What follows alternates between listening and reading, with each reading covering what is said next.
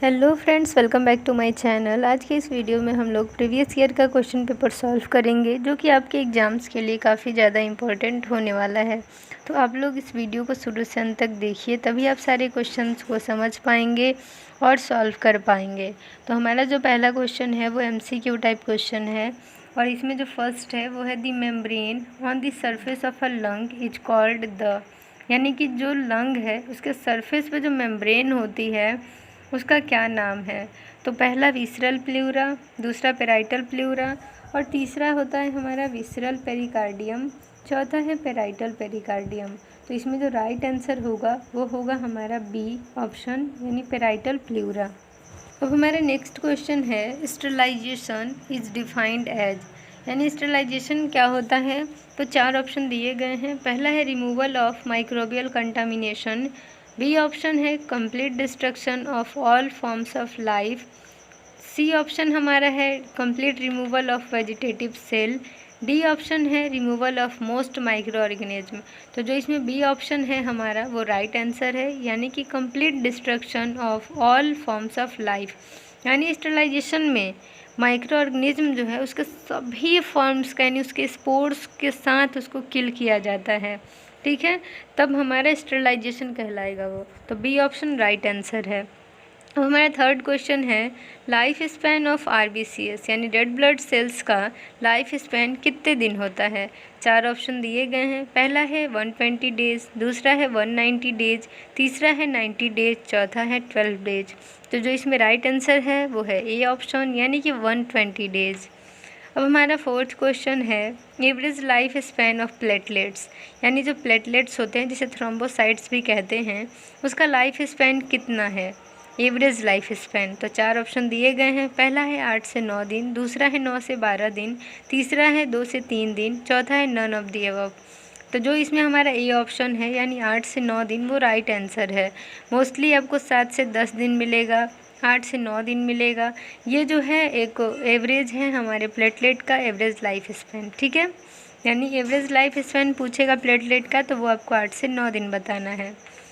अब हमारा fifth question है disposable syringe are sterilized by which method, यानी कि जो डिस्पोजेबल सिरिंज होता है 10 ml 5 ml, यानी 5 cc 10 cc 2 cc का जो सिरिंज होता है जो यूज करके हम लोग फेंक देते हैं, वो कैसे स्टरलाइज होता है, उसका मेथड क्या है।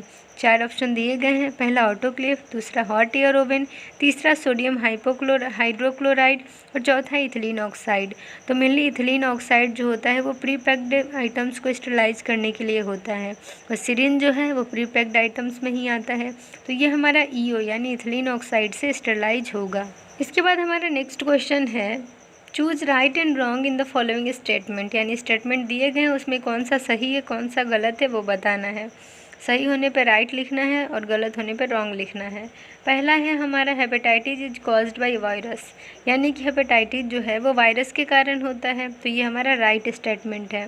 सेकेंड है कार्टिलेजेज मेक्स बोन्स स्ट्रॉन्ग, कार्टिलेजेस जो होते हैं वो हड्डियों को मजबूत बनाने में मदद करते हैं, तो ये भी हमारा राइट आंसर है, राइट स्टेटमेंट है। थर्ड क्वेश्चन हमारा है, थर्ड स्टेटमेंट है ethanol is used for gas sterilization. तो इथेनॉल जो है यानी इथिलीन ऑक्साइड जो है वो गैस स्टरलाइजेशन के लिए ही यूज करते हैं, तो ये भी स्टेटमेंट हमारा राइट है।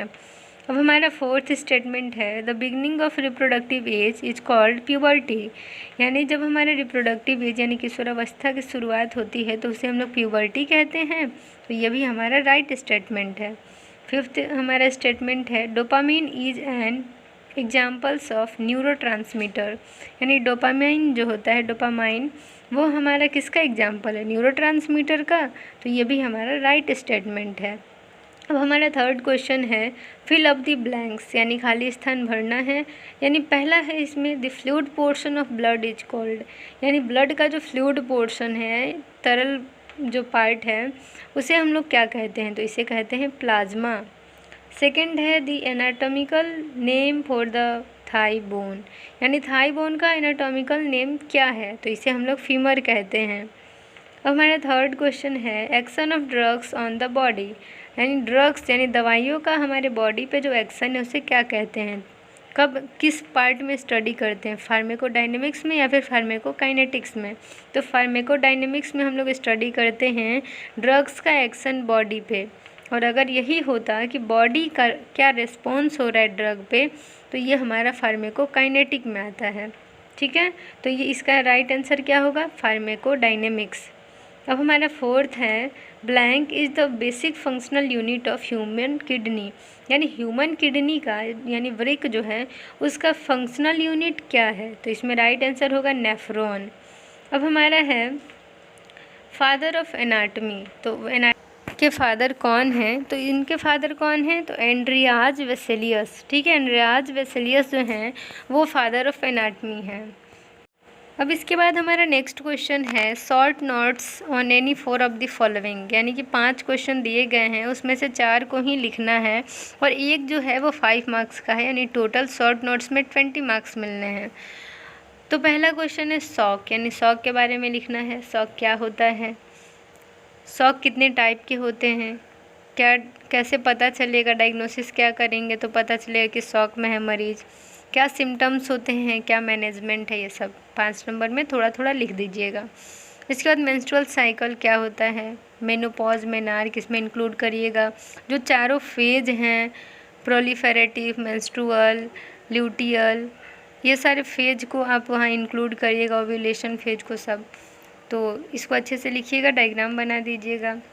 थर्ड है function of blood components, blood components का फंक्शन क्या है, जिसमें हमारा प्लाज्मा हो गया, इराइथ्रोसाइट हो गए, ल्यूकोसाइट हो गए, थ्रोम्बोसाइट हो गए, आरबीसी, डब्ल्यूबीसी, प्लेटलेट्स, इन सब के बारे में आपको लिखना होगा थोड़ा थोड़ा, उसका फंक्शन क्या है, काम क्या है। और हमारे इसके बाद नेक्स्ट है basic steps of acute inflammation. Acute inflammation का स्टेप क्या है, किसके कारण होता है, इसके क्या क्या क्या इससे दिक्कतें होती हैं, क्या क्या लक्षण आते हैं, कितने समय के लिए होता है, ये सब आपको लिखना होगा। इसके बाद फिफ्थ है नेक्रोसिस। नेक्रोसिस क्या होता है, तो एक्सीडेंटल सेल डेथ है, तो नेक्रोसिस कितने टाइप के होते हैं, कैसे मैनेज करते हैं, क्या कैसे, ये सब कुछ आपको लिखना होगा। इसके बाद नेक्स्ट क्वेश्चन है फिफ्थ, और इसमें लॉन्ग आंसर टाइप क्वेश्चन आते हैं, यानी एक क्वेश्चन इसमें 10 मार्क्स के होंगे, यानी कि बहुत ज़्यादा ही आपको लिखना होगा। 5 क्वेश्चन दिए गए हैं, 4 को ही लिखना है और ये टोटल 40 मार्क्स के हैं।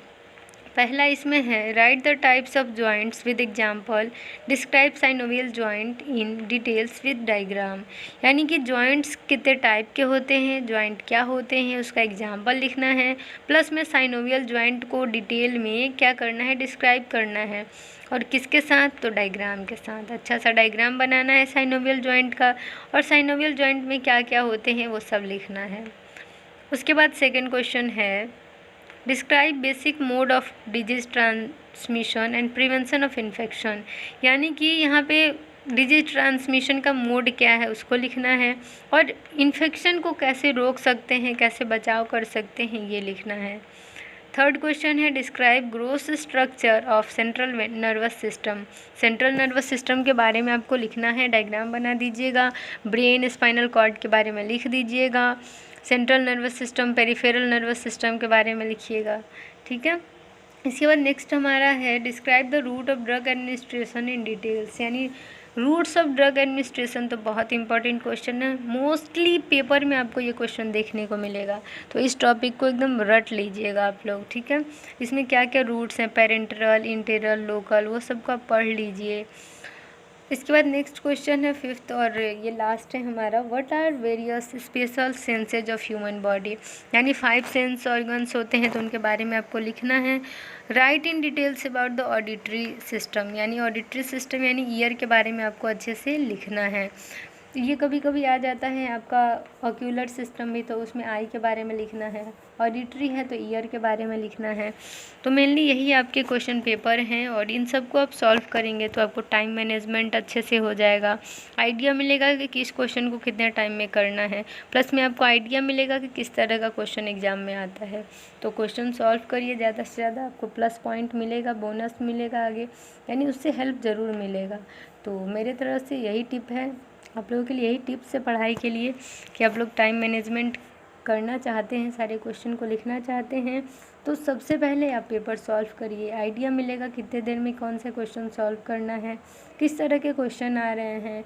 और क्वेश्चन तो कभी ना कभी लड़ते ही हैं। 5-6 साल का पेपर उठा के देख लीजिए, आपका उसमें 10-20% क्वेश्चन लड़ते ही हैं।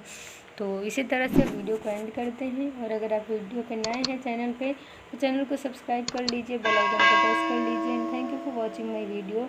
ऐसे ही अपना प्यार और सपोर्ट बनाए रखिए। And thank you, bye, take care.